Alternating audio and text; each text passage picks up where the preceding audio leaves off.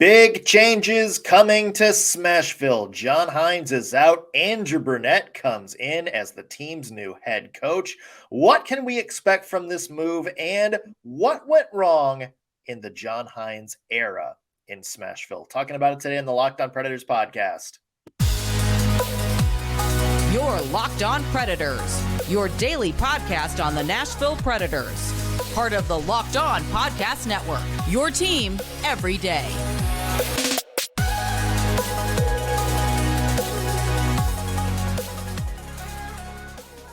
Welcome to another edition of the Locked On Predators podcast, part of the Locked On Podcast Network, your team every day. We appreciate you making us your first listen of the day, and a special hi to all of you loyal Locked On Pred heads who join us every single day. I'm Nick Morgan. I'm a writer at Penalty Box Radio, and I have a partner in crime. You do. I'm Ann Kimmel. I'm a writer and editor at InsideThePreds.com. So I think we've unlocked something here, Ann. If we ever need major news to break, just make sure you are moving and have absolutely zero access to internet. Oh, gosh, y'all, I knew this was going to happen. I knew it. I was like, come on, if you're going to call it before I move. Call it before I move. Friends, they did not. Yeah, you even said it this morning. You're like, I'm going to be out of pocket today. So I swear to God, if the Nashville Predators make a coaching move. And then, like, literally, less than 30 minutes the later, Kevin Weeks tweet. Like, the Kevin Weeks tweet came out just like maybe about 30 minutes after that. And I just texted you the tweet. I was like, I have some bad news. I know. Oh my gosh, y'all. So much to process and couldn't get online to process it with you, Nick. But you did a great job yesterday on the breaking news. Loved it. Yeah, so we went over the timing and just kind of some of the big picture stuff during our breaking podcast yesterday. This is your first chance to get on the podcast after this happened. And what are your initial thoughts on this? I have very mixed feelings about it. I understand the logistics of the move. I think with a new GM, I think with the Predators heading in a new direction, it makes sense that you just go all in on making some changes. I will say, and I know this goes against a lot of fans, I will say that I'm not sure John Hynes got a fair shake necessarily in Nashville.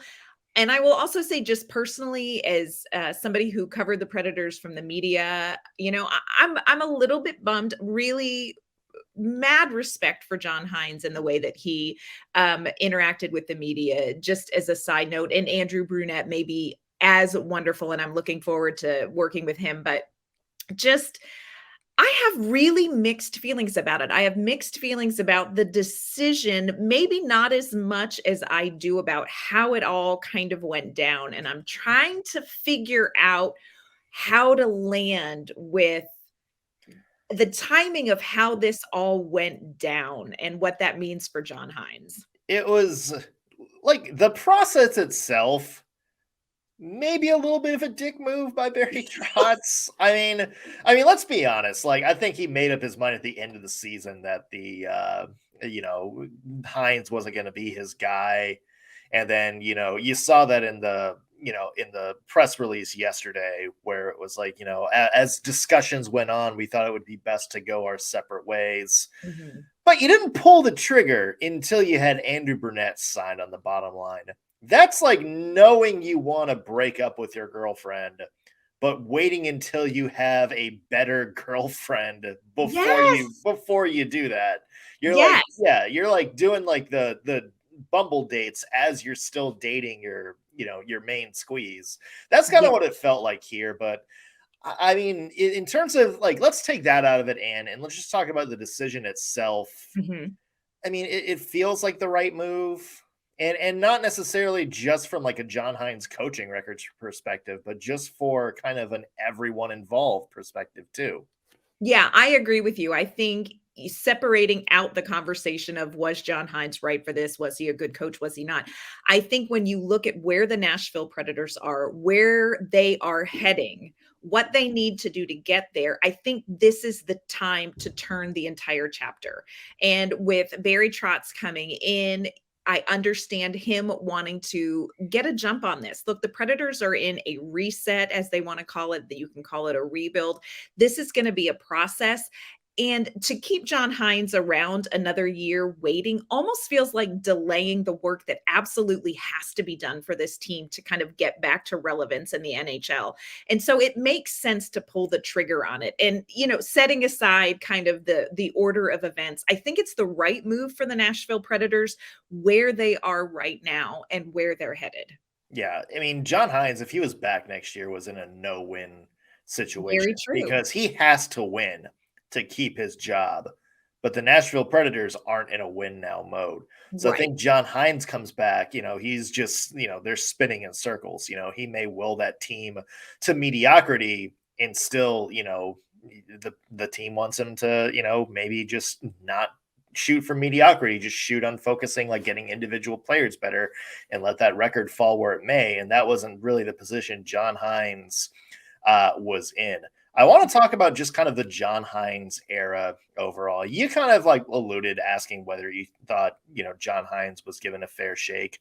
I think Alex Doherty on Penalty Box Radio, not to hype my own outlet, but did a really good article that kind of summarized, what John Hynes, no, maybe he didn't really get a fair shake, but he also didn't really help his case either. Mm-hmm. I just kind of want to highlight that and say John Hynes to me was given a near impossible task when he came to the Nashville Predators, and it seemed like a decent task at the time, but looking back in retrospect, John Hynes was tasked with making a fundamentally not very good hockey team into a cup contender. Yes. Like a fundamentally flawed team, and not like okay, you're going to rebuild this team, but as in like, this needs to happen right now. Right. And I think now that we can take a step back and kind of look at things in the past, you can realize, I don't really think John Hynes had the best pieces in Nashville to work with. But he did a decent job for what he was given. He did turn Mikael Granlund from a pariah under the Peter Laviolette era to a serviceable player in Nashville. And then he went to Pittsburgh, and we see he's just back to kind of being a pariah again. He found value in guys like Tanner Jeannot and helped coach them up into perennial, like, good NHL players that are worth a lot of draft picks, apparently. That's very true. He helped guys like Matt Duchene refine his game, and, Philip Forsberg refined his game. And UC Saros helped in this regard, but he also took some teams that easily, could have been among, the worst in the NHL, or at least like a bottom 10 team, and turned them into teams that were always in the playoff conversation every single year he was there. Yeah. And I agree with you. I think there is a question that people can ask. Did John Hynes fail the Predators? Did the Predators fail John Hynes? And I think it's a bit of both. I agree with you. I think he was handed a situation and was told, look, this is a team that is a cup contending team that needs just a few more pieces to get them over this hump. And I think what we've learned over these last few seasons, whether it was John Hynes behind the bench or Peter Laviolette behind the bench or anyone else, Andrew Brunette behind the bench, that's not fundamentally who this team really was anymore. Yeah. And I think when you're handed a task and told this is what you have to work with, but it's not accurate, you're a little bit doomed. And again, I will say John Hynes didn't necessarily do himself any favors with some of the decisions that he made. And of course, there is a lot of discord among the fan base with some of the coaching decisions that he made. But he was sold a team that I think we can all look back and say, regardless of who was behind the bench, nobody was going to coach that group into the Stanley Cup Finals again. It just wasn't there. No, and I think that's, again, part of it is I think John Hynes didn't exactly have the best pieces during his coaching tenure in Nashville. He did have some mistakes, though. Some pretty glaring mistakes that eventually, I think, led to the downfall of his coaching tenure with the Nashville Predators. And maybe at the end of the day, is the reason that Barry Trotz elected not to move forward with him behind the bench. So I want to talk about those reasons here coming up in just a second. Plus, the other part of this, Andrew Brunette is now head coach of the Nashville Predators. What can we expect from him behind the bench? We'll talk about both of those topics in just a second, but first want to take a second to mention today's episode is brought to you by FanDuel Sportsbook. This is by far one of the best years of the sporting season. We have Stanley Cup Finals. We have the NBA Finals. Two fantastic series coming at you, which means it's the perfect time to put some money down on FanDuel. And right now, new customers on FanDuel get a no sweat first bet up to $2,500. If you don't know what that is, it's $2,500 back in bonus bets if your first bet doesn't win. And there are great promotions every day, and you can bet on literally anything. How many rebounds is Nikola Jokic going to get in this series? How many points is Jimmy Butler going to have? On the Stanley Cup side, who's going to score the first goal in game one of the Stanley Cup Finals? Matthew Tkachuk, will he do it again? Will Jack Eichel get some points on the board for the Golden Knights? These are all bets that you can make, and you can do it all in a safe and secure app that gives you your winnings instantly. There's no better place to bet all of the playoff action than America's #1 sportsbook. So visit FanDuel.com/lockedon and get a no sweat first bet up to $2,500. Again, FanDuel.com/lockedon. FanDuel, official sports betting partner of the NBA and official partner of the Locked On Podcast Network. All right, Ann, we talked about John Hynes and whether or not he got a fair shake in Nashville. But the other side of this is just some of the mistakes he did make as head coach of the Nashville Predators. And I know we've talked a lot in depth, but, I think there was just some stuff that the fan base certainly pointed out. But I think just objectively made you think maybe this isn't the guy that the Predators need right this very second. Yeah, I think probably for me, one of the biggest issues was that John Hynes was very married to a system. Yes. And I think, you and I have said this over and over and over again. You parent the children you have, not the children that you wish you had. And I think that becomes very true when you look back at John Hynes and how married he was. He was very monogamous when it came to this system, and I think that he tried too hard to fit pieces in a system instead of acknowledging, here are the players that I have. How do I best use what I have in front of me? And I think for a lot of fans, and I think maybe for the players too, this became a bit of a frustration. And for me, that is probably one of the biggest things that I think we saw from John Hynes early. I do think it's interesting how differently the team performed and almost how differently he coached after the trade deadline, when they sold off, when they lost players to injury. It's like all of a sudden you can't do that anymore. And it became a little bit of a different vibe for the Predators. But for me, I think coming in and being so married to a system and not taking account enough for the talent that you have, the challenges that you have on the team, it became too hard to fit, square pegs in round holes. And that's, to me, the biggest thing. And it certainly ties into it a little bit. But, because everybody, when you talk about John Hynes, is, oh, look how he ruined the young players. Right. I think, you saw when he did have young players at the end of the season, I do think he did a good job of, coaching some of those younger guys. But I think when you look back at maybe the Ellie Tolvanen situation or, Phil Tomasino not being in the NHL this year, or, Cody Glass, some of that kerfuffle at the beginning of the year, that goes back to exactly what you were saying. And that was, I just think John Hynes was very, I don't want to say one-dimensional, but maybe a little bit slow at adjusting. Yes. I think that's the biggest thing. You said square pegs in round holes. And, we certainly talked about this with Ellie Tolvanen where, oh, well, we need you at the first power play, but, we've already got enough people there. Or we need a penalty killer, but you don't quite fit that. So we're just not going to use you and instead have some kind of mid players. on the roster because, oh, they can kill penalties a little bit better. I think you've seen this in the NHL a lot lately, where players are just using their best players in different situations. Whether it's power play, whether it's penalty kill, they're not looking at, this is the first line, this is the second line, this is the penalty kill unit, this is the defensive line. They're just putting 4 good lines out there that have chemistry, and they're just taking who's the best, penalty killer, who's the best like duo that can do this, and they're making it work.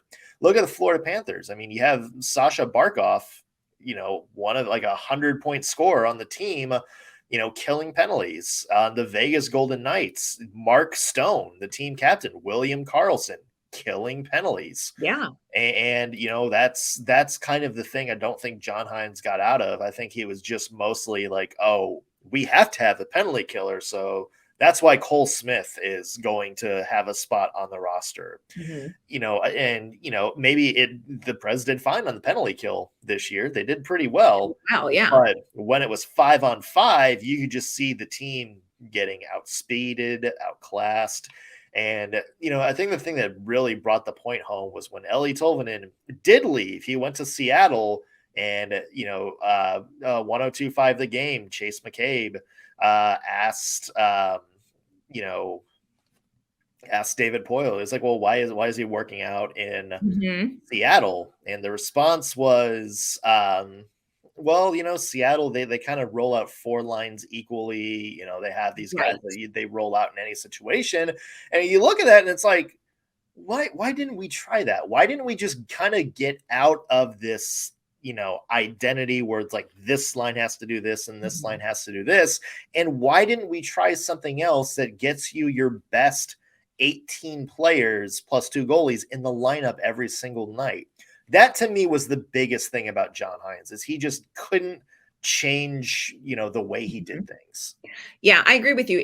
I get the idea and the principle behind kind of having these line identities, but if it doesn't work, you've got to come out of the weeds and rethink, and you've got to come out of the weeds and reconfigure what you're doing. And I think because it didn't always fit with the players that you had, I think you ended up with players who weren't able to perform as well as they wanted to. And one of the things that Eeli Tolvanen said in Seattle was, I wasn't sure what my role was.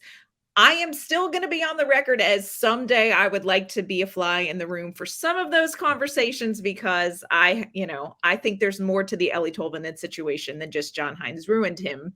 But I do think that when you are married to something like this identity, as long and as deep as John Hynes was, you do end up with players who second guess themselves, who second guess, wait, what is the skill set that I need to focus on more, instead of kind of being able to play with a little bit more freedom. And I think towards the end of the season, when we saw these young Predators and some of these other players like Colton Sissons and, Yakov Trenin, and playing a little bit more free, I think it benefited the team. So I agree with you. I get the principle behind the system that he was doing, but I think you have to be able to say this isn't working a little sooner than John Hynes did. Yeah, and especially now that, you have all these young players coming in, like Luke Evangelista. You're going to want another big season from Tommy Novak, maybe in a little different spot than where he wound up at the end of the year. Cody Glass, all these players coming in the system, possibly Joakim Kamel. Yes. You're going to want a coach that, lets them be a little bit more free, a little bit more creative, a little bit free flowing, still within a system, but not kind of shackled as in like, you need to be this guy on this line or you're not playing, and I think Andrew Brunette is a little bit better of an option than that. We talked about this at the end of the year, like, if let's say this roster came back and John Hynes is still the head coach, we weren't quite sure we were going to still see, Luke Evangelista start in the NHL. Right. Any of this. So now feeling a little bit more confident with that. Yeah, this is an interesting hire. Andrew Brunette is an interesting hire for me. And I think he's coming into a very different situation than John Hynes did, in the sense that his job is to make the Predators relevant again, but he's starting from a much more clear point. It's very clear to everyone exactly where the Nashville Predators are. It's very clear what they have in their veterans. And I think it's very clear what they hope to develop in these young players. And so I think he's coming in with a better, more accurate picture of what he has to work with. I also think he is entering into this franchise in an era that will just naturally have more grace, because expectations are different. And so I'm excited to see what he can do, but I do think he's walking into a very different situation than John Hynes did when he was hired in January 2020. Yeah, and I think the biggest thing with Andrew Brunette now is he's got a longer leash, a much longer leash, than John Hynes was. And part of that is just Barry Trotz coming in. I think, we've kind of reset the expectation on what the window is for this Nashville Predators team. I don't think anybody is going to be like, well, we have to win next year. This is our window. I think now we are realistically, kind of able to take a step back and be like, you know what, maybe we're a playoff team next year, but that's not the goal. Like we're working towards building, 2-3 years down the line when maybe some of this top end offensive talent gets to Nashville, and then we can see what we have. And, Andrew Brunette is a very creative coach. I mean, everywhere he's been, you have seen a lot of, especially young forwards, all of a sudden take off. Look at what he did when he got to Florida, first as an assistant, then as an interim coach. That's when guys like Jonathan Huberdeau, Sasha Barkov, really had their best seasons of their career, really like elevated themselves into being some of the best in the NHL. You went to New Jersey this year. You saw what happened with Jack Hughes, kind of broke out as into just, a serviceable, prospect into legitimately one of the best players in the NHL. You saw guys like Nico Hischier have really good years, and even some of the veterans, like Tomas Tatar having really good seasons, Jesper Bratt, coming in and having the best season of his career. So, it's just, he seems to kind of be, a proven track record of helping guys really find who they're meant to be in the NHL. And I think at the end of the day, maybe that's a little bit better than, what John Hynes offered. Mm-hmm. And I do think it's such a different situation. There's so many encouraging things that we've seen from Brunette in the past that I think lend itself to this hire makes a ton of sense. I was kind of watching back through some of his press conferences and interviews that he had. And one of the things that he said that I thought was so interesting in his exit press conference after serving as the interim in Florida is somebody asked him, like, what is something that you learned in this season? And that was not an easy position that he was put in. And he said, when things don't go right, I've got to trust my instincts.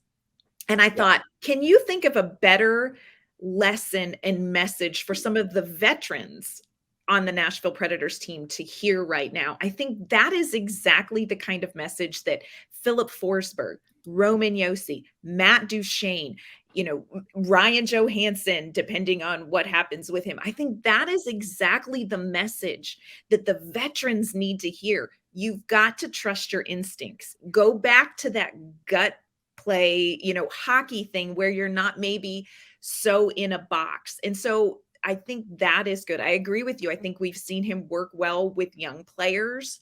In Florida, Anton Lundell had a great season under him. And I think it'll be interesting, like, what can he do to help grow Cody Glass's game, Luke Evangelista's game? Like you said, I think there's a good chance we could see Joachim Kimmel, in a Predators uniform sometime next season. So I think that we've seen glimpses of what the Predators need in this new place from what he's done in the past. And I think it's exciting. Also, temper expectations, because this is going to be, I don't necessarily think it's a build it from the ground up, but the Predators are only on like the second or third floor, y'all. They've got a ways to go to get to the penthouse. So temper expectations, but I think you're bringing in somebody who has some really good things to contribute to where the veterans are, but also we've seen this is somebody who can kind of help grow young games, and that's exactly what the Predators need. Yeah.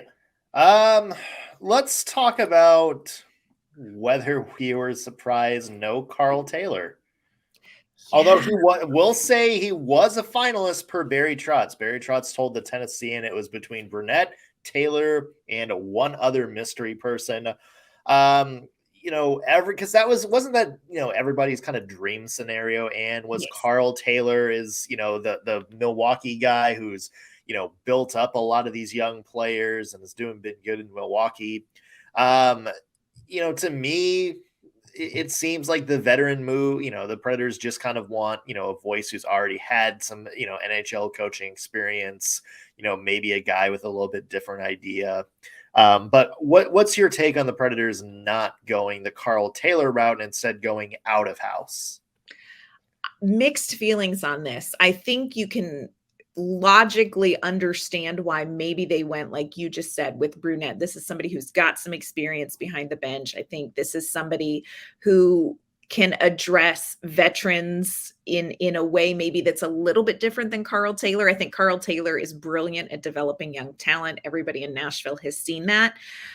I'm a little bit surprised. I'm also a little bit worried that what's going to end up happening is the Predators and the Milwaukee Admirals are going to lose Karl Taylor. And I think that's the thing that causes a little hitch in my giddy up about this, is like, was this Karl Taylor's window, and is another door going to open before the Nashville Predators need to make another change? Have we missed the window for Karl Taylor to become the head coach of the Predators? Was this it? Yeah. Or, the Predators just fired Dan Lambert as well. Is there an assistant coaching spot? Is that the next step? Remember back in the day when Peter Horacek was the AHL head coach in Milwaukee, all of a sudden gets elevated to basically Barry Trotz's right-hand man in Smashville for so many years. That's not out of the possibility either. To me, and I think at the end of the day, you see Barry Trotz come in. Even though he's kind of an original Pred, he was somebody that came in from the outside. Remember a lot of people's fear when Poyle retired. It was all right. GM Brian Poyle is up next, or Scott Nickel, or somebody in house. The Predators, a familiar voice, but they eventually went out of house. Same thing for Andrew Brunette. Original Predator. So there's some familiarity there, but ultimately an outside hire. To me, the biggest thing, Anne, is just a new way of thinking for the Nashville Predators. This is a chance for the Predators to kind of reshape their identity. And that, to me, is the big bottom line. And I think the biggest thing that maybe needs to change in Nashville is the Predators need to reshape who they are as a team. Because let's face it, we've heard about the Predators' identity for, decades now. And, all of these great, things that playing the Predators' way, that helped them get to this point, that helped them, get to the Stanley Cup. But then once they're at that pinnacle, the Predators' way was ultimately what kept them from evolving as a team. So now, you have some people who are familiar with Nashville, passionate about the team, passionate about the community, but they're coming in with new ideas from the outside, new ways of thinking. Maybe, they reshape what the Predators' identity means. Maybe, Barry Trotz looks at what he had in Washington when Alex Ovechkin was there, can take some of that, from when he won the Cup, and, kind of morph that into, this is sort of how I want the team to play. Andrew Brunette, same thing, comes from Florida, comes from New Jersey. He was on some of those, cup-winning Blackhawks teams, during that dynasty era. He can take some of what he has proven makes a good NHL team, a good sustainable NHL team, and bring that to the table. And now all of a sudden, you're not just stuck in this era of, one guy, this is how we built this team to be successful in 2017, so it's going to carry over into 2023. You're just looking at everything with a fresh perspective. And I think, to me, with both the Trotz hire and the Andrew Brunette hire, that's the biggest thing for the Nashville Predators for me, is just a fresh outlook. Yeah.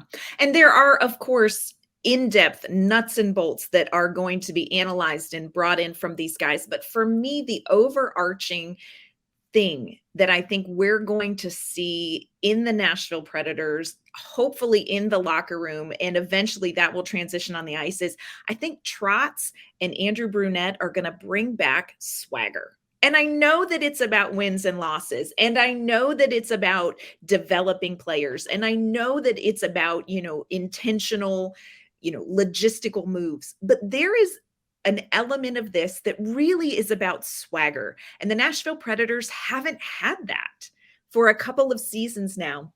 And I think that between Barry Trotz and with Andrew Brunette, I think that there is going to get some swagger back for the Predators. And I think that's going to go a long way. Whether that translates to wins or losses, we'll wait and see. But I think it's going to translate to a lot of excitement among the fan base. I think it's going to translate to some success on the ice, mentally for these veteran players. And I think it's going to help grow these young guys as well. So for me, I'm excited to see the Nashville Predators franchise just get back to having some swagger.